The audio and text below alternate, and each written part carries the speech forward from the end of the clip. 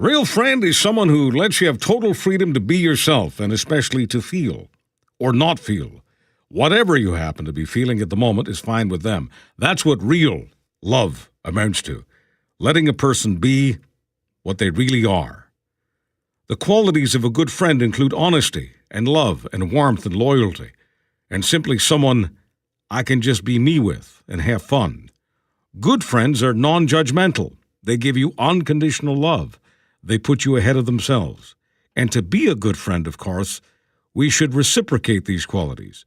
Jane Austen wrote in Northanger Abbey, "There is nothing I would not do for those who are really my friends." And Natasha Koifman agrees wholeheartedly.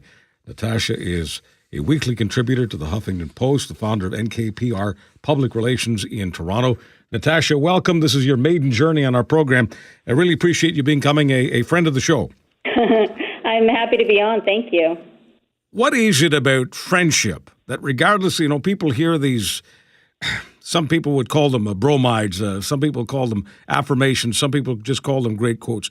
What is it about friendship that gets people to read more and more? I mean, you're in the business of public relations. There is nothing more important to any member of the public, regardless of what they may feel on the surface on any given day. Bottom line, down deep, there's nothing more important to us than our friends. Why is that? Well, I think it's how we connect. It's how we interact. It's how we express love, right? Like it's the connection, and I think it's really valuable and it's important. What made me think of writing this article was, I really started to think, was the word friend overused? Because you have your friends on Facebook and you have your followers on Instagram and you have all these social media channels, and does it dilute what a friend really means? And it really provoked this article, which I thought was an important thing to write. Well, so I just called you a few moments ago a friend of the program. Now, you and I have never met, but what's important to me is that you inspire people who read what I post. You inspire people who are listening to what we're broadcasting. That, to me, makes you a friend of the program. Am I too casual with my use of that F word? No, I was very grateful for that F word. No, not at all, because, I think there are different types and levels of friendship.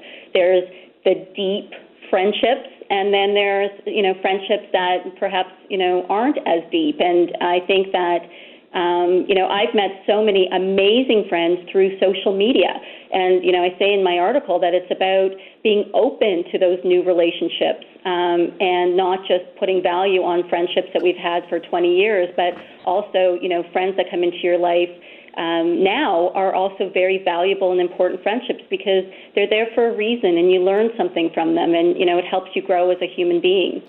What is it about social media that conveys so much friendship to people? I realize that people are cynical. They say, well, virtual friends aren't real friends. And I find some of that commentary bogus because when people on social media get into our heads, get into our hearts, and affirm our deepest values, that to me very much is friendship. And so whether we're seeing them or not in real life is not all that relevant. But what's your take, Natasha? I totally agree with you, Charles. I feel that, friends that I make through social media are just as valuable to me. They leave as much of an impact on my life and my world as a friend that I might see on a daily basis.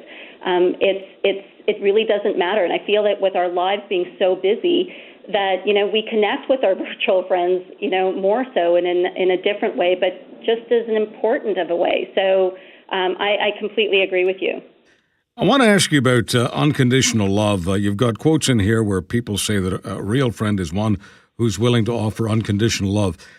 People often say that's what I want to give you, unconditional love, the kind of love that, in general we think, the kind of love that a mother has for her child. It's absolutely, regardless of what the child does, a mother will, it's a biological thing, except for, some cases, but in 99% of cases, unconditional love. The idea that in real life we could find that same kind of love is rare. Most friendships, whether we like to admit it or not, are situational, not unconditional. Tell me about how rare you think unconditional love is in a friendship. I think it is rare, but I think it needs to be practiced.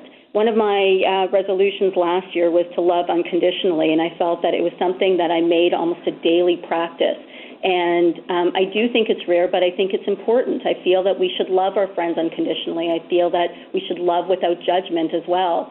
I'm a big believer in that. I think we can't judge people's behavior, and I feel that if they're your friend and they're there for you during thick and thin, you should be as well.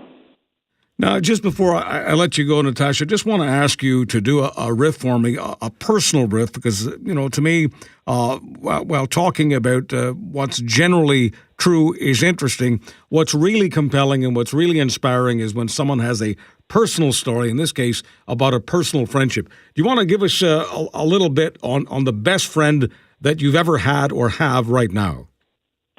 Yeah, I can actually, because what's interesting is it's probably a friend that I haven't seen in about 15 years, but he had written something in a book for me that I haven't actually looked at in about 15 years, and I was going to post it on my Instagram because I saw it yesterday for the first time, and it was so completely moving, and I'd like to actually, if I have time, to share it with you right now. Do we have time? Please.